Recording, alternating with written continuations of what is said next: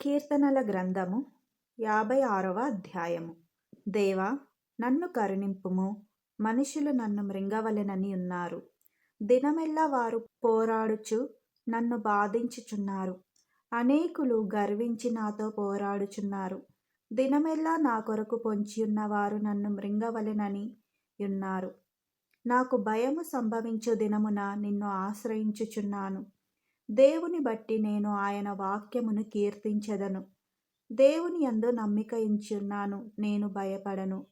శరీరధారులు నన్నేమి చేయగలరు? దినమెల్లా వారు నా మాటలు అపార్థము చేయుదురు. నాకు హాని చేయవలనన్న తలంపులే వారికి నిత్యము పుట్టుచున్నవి.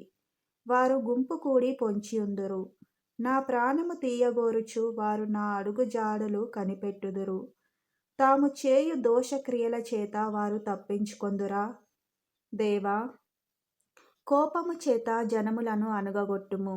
నా సంచారములను నీవు లెక్కించి ఉన్నావు. నా కన్నీళ్లు నీ బుడ్డిలో నుంచబడి ఉన్నవి.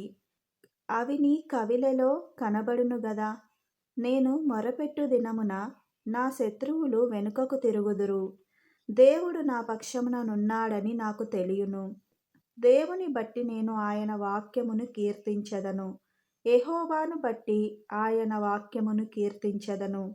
నేను దేవుని యందు నమ్మిక ఉంచున్నాను, నేను భయపడను. నరులు నన్నేమి చేయగలరు? దేవా, నీవు మరణములో నుండి నా ప్రాణమును తప్పించున్నావు.